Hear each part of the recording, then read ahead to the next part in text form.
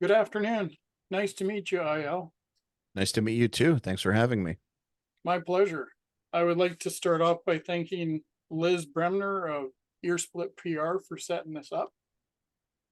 Yeah, she's really cool. She's awesome. I've been She's dealing awesome. with Liz and David for a good number of years now. Yeah, likewise. I've had lots of her clients on my podcast. So Nice. yeah. So you've got your own podcast as well? Yeah, the Riff Hard podcast and the URM podcasts. Oh, nice. So I I've will been try doing and link those up cool. in my feature article that I do about the interview. Awesome. Awesome. Yeah, I've been doing So those for a while. So not only welcome here, but welcome back. You guys have been on hiatus for a few years. Just a few. Well, thank you. Thanks. Yeah, it's been a minute for sure. 13 to be exact. Yep. Yeah. Yeah, that is a really long time, but it flew by. Did Like, it? yeah, time does fly, but so it is kind of surreal to be doing this um and be here talking to you and be at this point again. But it really just went by in a blink, like everything. Right. So it doesn't feel like 13 years when, like, right now it just feels like the band. Right. Yeah. And life does that sometimes. Like you get busy doing other things with your life and then all of a Time sudden passes. Yeah. 13 years has gone by. So what made everybody decide, hey, we want to get back together and we want to be a band again? And Well, I'm not sure everyone decided that because only myself and Sean, the vocalist, remain from the old lineup. So oh, okay. I wouldn't say that we all got together and said we wanted to do the band again. Okay, We, I we apologize. oh, it's okay. This is my first time hearing the band on this particular Oh, album, no, no, that's fine. Deceivers. That's fine. The I tried to restart it a few times over the years, Okay. and that failed. And so I just kind of wrote it off and decided I was moving on with my life. However, I never actually got over it. It bothered me the entire time. And we've had diehard fans who never let it die. So even if I wanted to let it die, like, I'd keep getting hit up about when are we going to do this, when are we going to do that, like when something coming. And it's eventually I got to a point where uh I had been working out a lot for a few years and injured myself pretty badly, uh, my lower back, to where, like, I was literally not able to move. Like, I couldn't. I was horizontal. Anyone that works out a lot knows that lots of people use it to fight off demons and for their mental health. Right. And so for me, it was a big part of, like, being a um like a good human, was like having good habits. So with that gone, notice that, like, demons were coming back, depression is coming back. I have all this nervous energy, don't know what to do with it. What do I do? Why not try guitar again and see where that goes? And that was September of 2021. The I knew that if I started guitar again, that there was no way it was going to stay casual, because I can't do anything casually. But uh, so it was kind of like, do I really want to do this? Fuck it, let's go. So yeah, so I here we are. Basically, one thing led to another. It was very natural that once I started playing guitar again, that the band would come back together. And uh, I had just decided that I was going to do it regardless of who wanted to do it with me from the previous lineup. If it didn't work out with them, I was going to get new people, and so wasn't waiting any longer. Like, 13 years is a long time. I tried to restart it a few times, didn't work. Not waiting longer. This is happening now. The end. So here we are. Well, I'm glad you guys are back, even though I didn't hear the first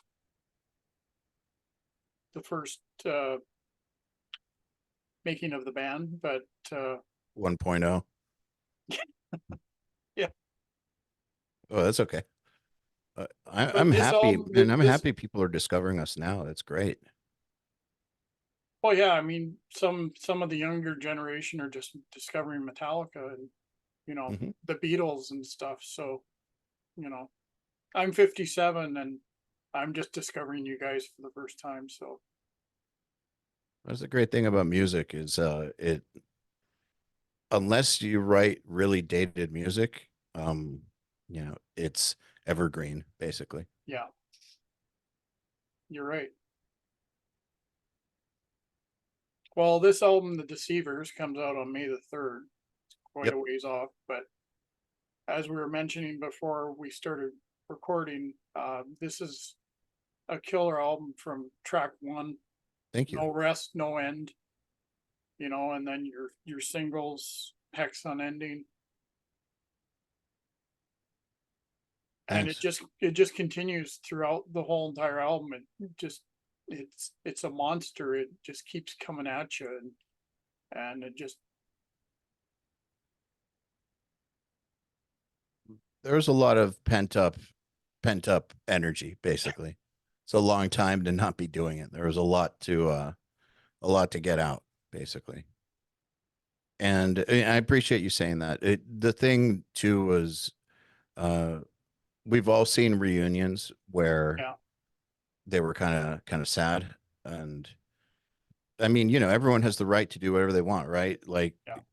good on bands if they want to reunite and make music. I'm not judging. However, as a fan, um, I've been disappointed by lots of reunions, and I know lots of people share that. And I didn't want to feel that way about my own band.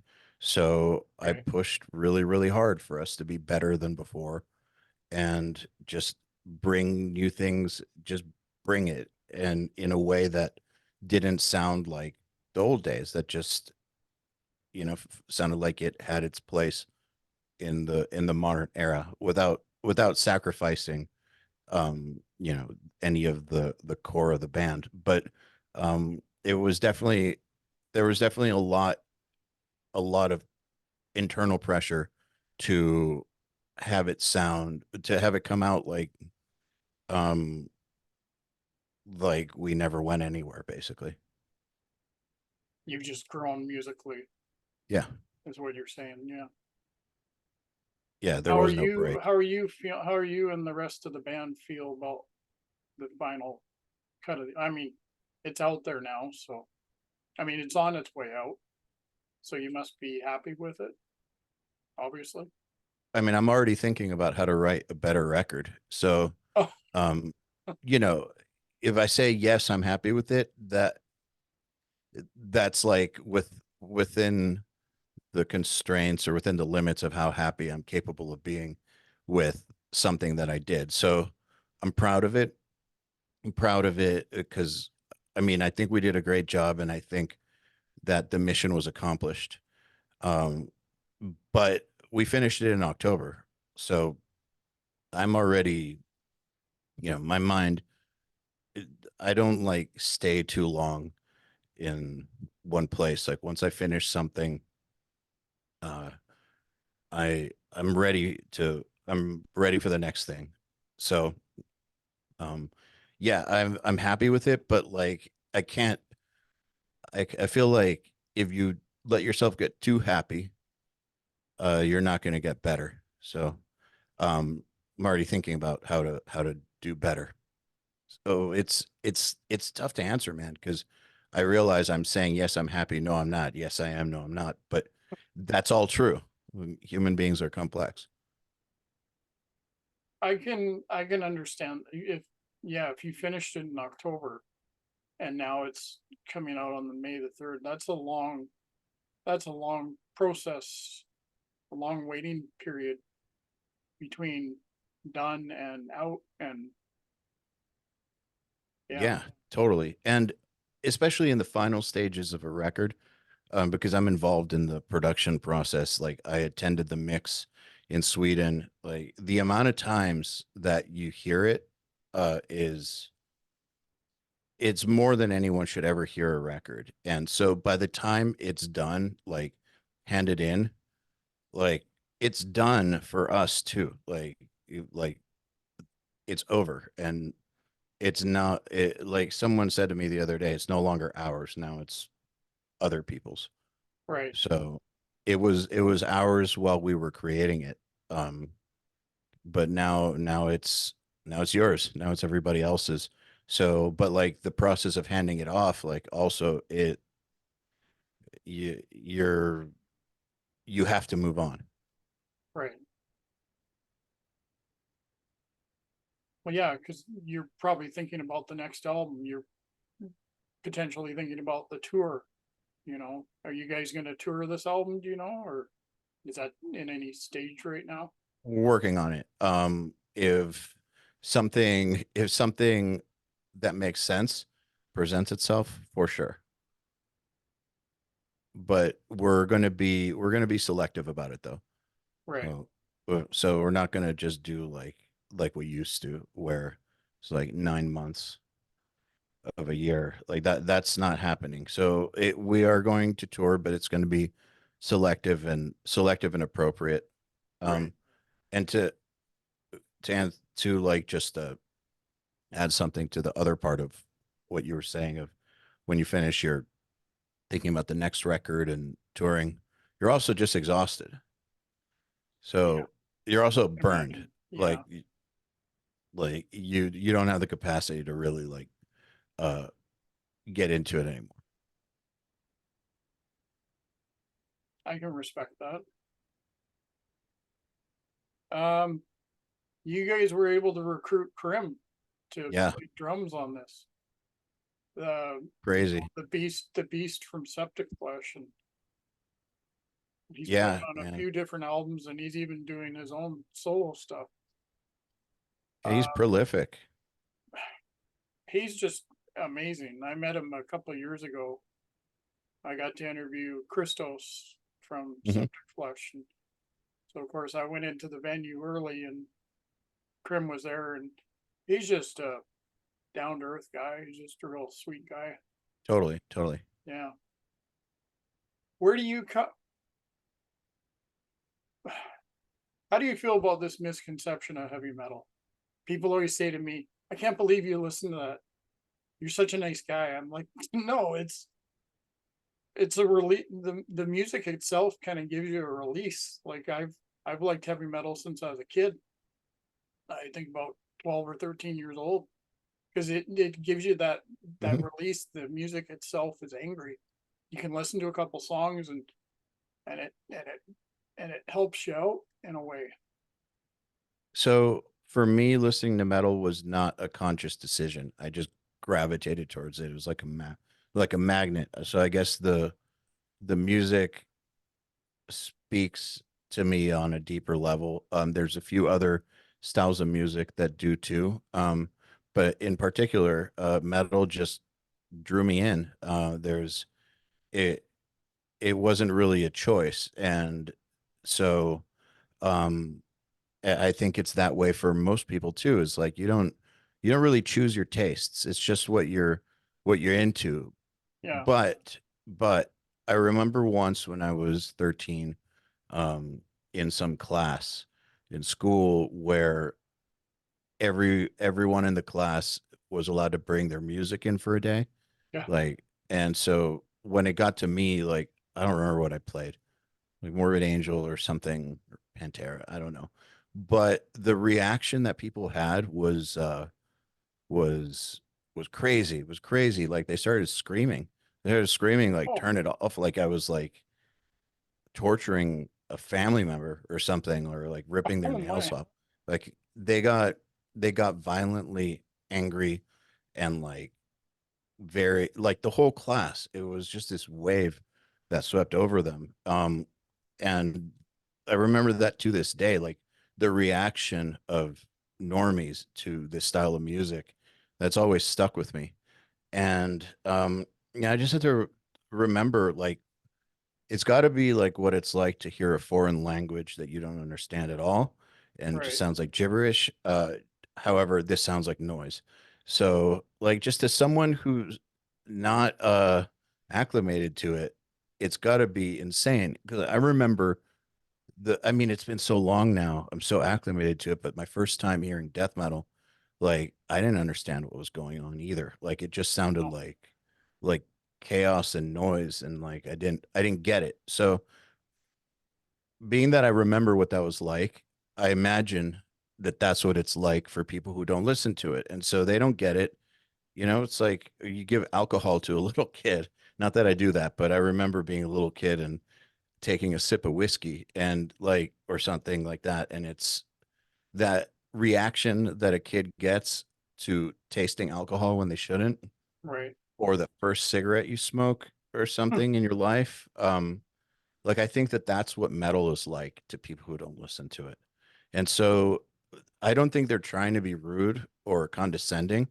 Like, they literally don't get it Yeah, because they're hearing something that's like an ice pick in their ear. So I just have a little compassion for them because it didn't draw them in. It didn't yeah, draw them in. That's not their fault.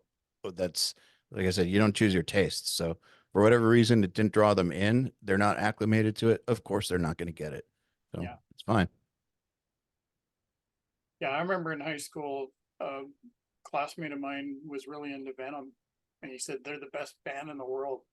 I'm like, okay, if you say so. I thought Yeah. they were horrible, but I don't know. Their last couple albums in the last couple of years, they've been killer. They just, but I guess I progressed in my head musically in that regard. I don't know. How long was it before you could hear them and be like, pretty cool? I think it was when I was in my 30s. So it took a while. It took a while. Yeah. This Like stuff's an acquired taste. King Diamond and Merciful Fate, they scared me. But Hmm. then I totally respected his range and his voice and all that. Yeah. I mean, it's an acquired taste. It Yeah, really is. yeah, definitely. Like, I remember, like, my idea of what's like melodic or chill in a metal song that like is like easy listening almost, is not that way. Like, I remember me and someone were talking about Hypocrisy, the band, Yeah, which I love. I think they're great, but like they're so melodic and like it not candy, but like their melodies, they're like so like pretty. Like, I'm not saying like their music is brutal and heavy, but like they have really, really like beautiful melodic work in there. Like that, I remember me and this, it was James from Arsis. We were like, their melodies and harmonies are so good that like your grandmother would like it, but I know my grandmother wouldn't have liked it. So, but the idea being that like we're so acclimated to it that we don't realize what it's like for other people, true. Well, a lot of basically. metal fans are like, don't ever play country when you're around me, you know. No, please, no. And see, see. Yeah, yeah, So please. again, it's an acquired taste. Yeah, that's a taste I hope to never acquire. No offense to Well, any country people. you guys have some nice melodies. I mean, no rest, Right. no end. These that starts out with a nice little melody, and then Hmm. it gets heavy. But you've got some nice melodic pieces within structures of the song that kind of break the song down a bit. Love melody. You know, the Beatles were one of my favorite bands ever. I come from an orchestral background. Like, melody is melody is missing in metal a lot, and I think Yeah, that guitar doesn't lend itself to melody very much. So, it's something that's underexplored a lot in metal, but for me, it's always been really, really important. So yeah, we have melodies all over the place. And I think they're great. I think uh, you can make music that's dark and beautiful Yeah. without it being weak or something like. So I'm not afraid to make something beautiful. But I think some people are in this genre. Like they're afraid of looking soft or something, but I don't give a shit. So yeah, I love melodies, and a lot of music sounds incomplete to me without it. Definitely. I mean, it works for Septic Flesh, right? I mean, look how Totally, they absolutely. totally recorded all their music with a live orchestra, Hmm. you know, and even had that concert in Mexico where they played with a full orchestra. That video so badass. Isn't that wicked? Yeah, Like, imagine yeah. if they could take that on tour, but that would be so costly. Oh man, I know how much orchestras cost. That would be untenable, Yeah, basically. That will never happen with a band like that, unfortunately. I no, wish it would, but it's probably it why they just, went to Mexico. It's probably the cheap, you know, probably it was yes, probably that's an probably why. orchestra they could afford, you know, Yeah, realistic. because even a cheap European orchestra is going to be a minimum of 15,000 euros per day. Minimum, Right. like per day. Like, Yeah. and but that's like bargain basement.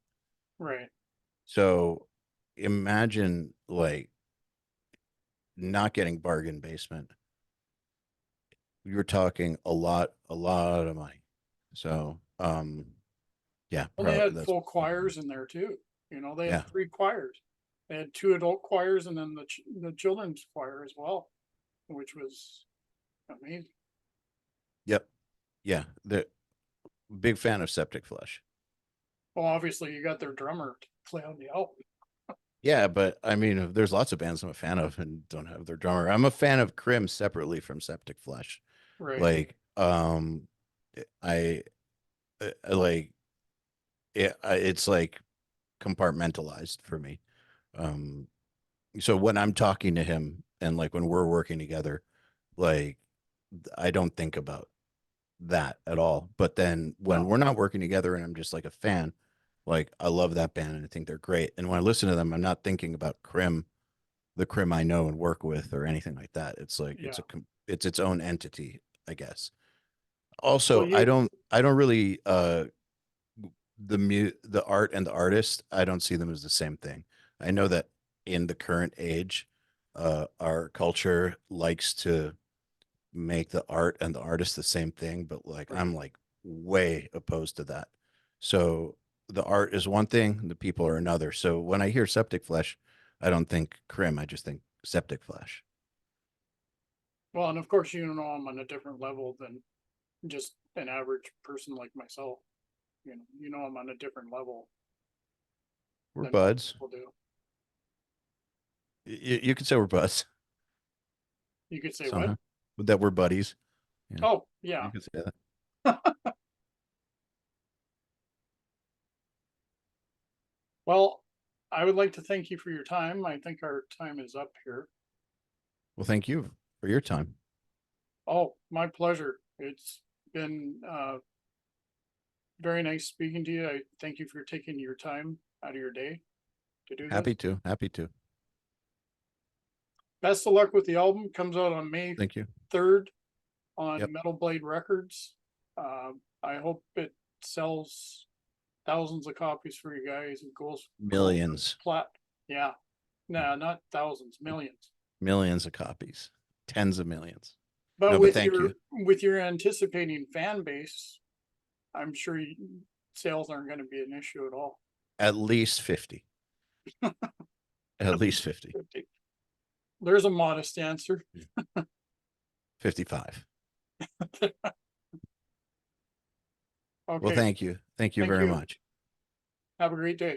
You too, man. Take it easy. Bye bye. Bye bye.